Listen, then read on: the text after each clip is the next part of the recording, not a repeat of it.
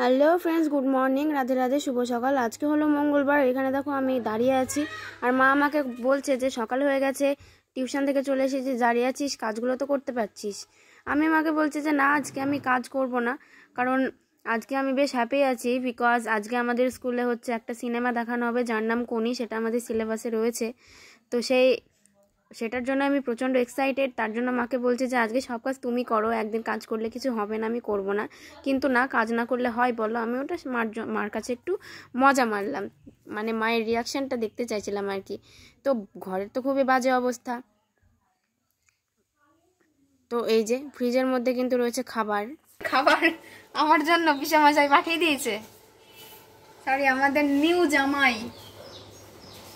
শাশুড়ি খায় না তো সোমবারে, ওই জন্য শাশুড়ির জন্য স্পেশাল পাঠিয়ে দিয়েছে।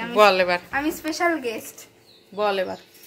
ওই তো আমাদের জামাই আমার জন্য খাবার পাঠিয়ে দিয়েছে, জানে শাশুড়ি খায় না সোমবারে, মানে আমি সম্পর্কে শাশুড়ি হয়। আমার বরের অভাব নেই পাড়াতে, যতগুলো দাদু ততগুলো বর। চুল পেকেছে তো? জুয়ান শাশুড়ি, কচি শাশুড়ি, ইয়াং। হ্যাঁ, বলছে কচি শাশুড়ি আমার সোমবারে খায় না, তাহলে শাশুড়ির জন্য খাবারটা পাঠিয়ে দিই। ওই জন্য রাত্রেবেলা তখন বাজে 10:30, বাবা ওখানে পরিবেশন করছে, আমাকে ফোন করে ডেকে বলছে তুমি তোমারটা নিয়ে যাও। Yes, speak. তারপরে মা বলল তোর আশায় বসে থাকলে আমার কোনোদিনও কাজ হবে না। তাই মা তো রেগে গিয়ে বিছানার উপর উঠে বাড়ির বিছানাটা তুলতে লাগলো। আসলে মা রেগে নেই, আমার কাজ করতে আজকাল একটু মানে দেরিতে হচ্ছে, মানে আমার প্রচণ্ড আলিশি লাগছে, একটু ভালো লাগছে না। তার জন্য ঘুরে ঘুরে বেড়াচ্ছি যে না, ধীরে সুস্থে কাজ করব। মা বলছে এখন 9টা বেজে গেছে আর তুই 10টার সময় স্কুলে যাবি, কাজ না করবি, স্নানটা তো করে আয়। আমি ওখানে দাঁড়িয়েছিলাম, মা বলছে তোর আশায় যদি কোনো কাজ ফেলে রাখি সেটা আমার করে রাখাই ভালো, তোর আশায় কোনো কিছু ফেলে রাখাচ্ছে, কারণ তুই যা ধীরে সুস্থে কাজ করবি ততক্ষণে আমার সমস্ত কাজ করে আমি বসে থাকতে পারবো। তো ওই জন্য মা তো ওখানে বিছানাটা তুলতে লাগলো। তো এরপরে আমি ঘরে যাব, গিয়ে নিজের বিছানাটা তুলে নেব। তো গাইস, মাও বাইরে বিছানা তুলছে, আমিও আমার ঘরের বিছানাটা তুলে নিলাম, কারণ নিজের কাজ নিজে করাই ভালো।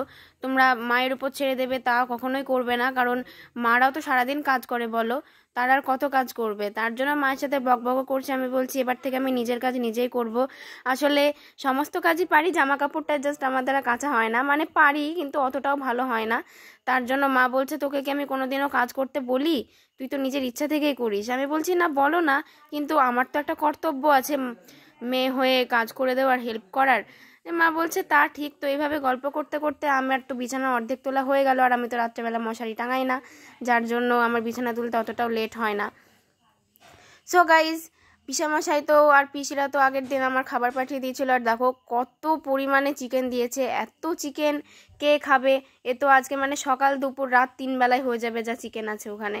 এখানে আছে ফ্রাইড রাইস, ওখানে আছে চিকেন, মাছ আছে ওখানে, তারপরে শুক্তো আছে মানে ডাঁটা চচ্চড়ি, আর এখানে আমার বাবা খাবে পান্তা ভাত, কারণ রাত্রেবেলা থেকে বাবার পেটটা একটু ব্যথা ব্যথা করছে। তার জন্য বাবা বলছে সকালে আর আমি এরকম বাসি খাবার খাবো না, তখন আরও শরীর খারাপ করবে রোদ গরমে। তো তার জন্য আগের দিনে যেহেতু আমাদের রান্না করা খাবার ছিল, ওটা জল দিয়ে রাখা ছিল ভাতটা, তো বাবা বললো আমাকে পান্তা ভাতটাই দাও, আমি পান্তা ভাতটাই খাবো। তো তার জন্য পেট ঠান্ডা হবে পান্তা ভাত, আর রোদ গরমে অতটা কষ্টও হবে না বাসি খাওয়ার চেয়ে। তাই বাবা বললো যে পান্তা ভাতটা খাই, বরং আমার পেটটাও ভালো থাকবে, ঠান্ডা থাকবে।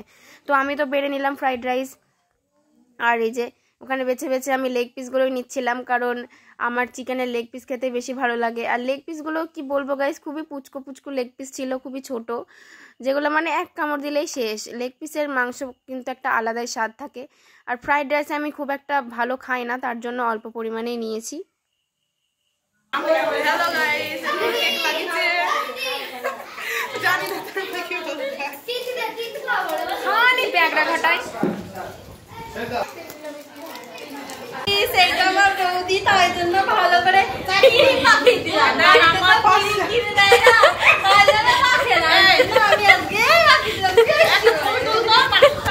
সো গাইজ, মিঠাই সোনার বার্থডে যেহেতু সোমবার পড়েছিল, আর আমি যেহেতু সোমবারে কিছু খাই না, তার জন্য পায়েস আর মিষ্টি আমি খেয়েছিলাম, কিন্তু দুর্ভাগ্যবশত খাওয়ার পরেই আমি ভিডিওটা করেছিলাম তোমাদের কাছে।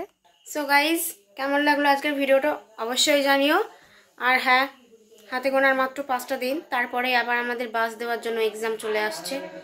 তো এবার একটু পড়তে বসবো। আর গলা স্বর শুনে হয়তো তোমরা বুঝতেই পারছো, আমার গলা পুরো ভেঙে ঢোল হয়ে গেছে, কী কারণে ভাঙলো আমি কিছুই জানি না। আর ভোজ বাড়িতে আমি দইও খাইনি রাত্রেবেলা, দুধের তো জিনিসই খাই না, দই তো দূরে থাক।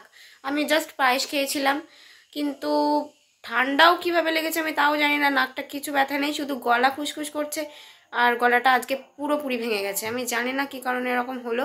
কাল আবার শ্যুটও রয়েছে, আর আজকে স্কুলে গিয়ে বেশ মজা হয়েছে, বাট স্কুলে ফোন অ্যালাউ ছিল না, তাই তোমাদের দেখাতে পারিনি। তোমরা তো সবই বুঝতে পারছো, নিউ 10 মাঝে সাঝে ফোন অ্যালাউ থাকে, সেদিন তো তোমাদের বলেই দিই। তো চলো গাইস, আজকে ভিডিওটা কেমন লাগলো অবশ্যই জানিও।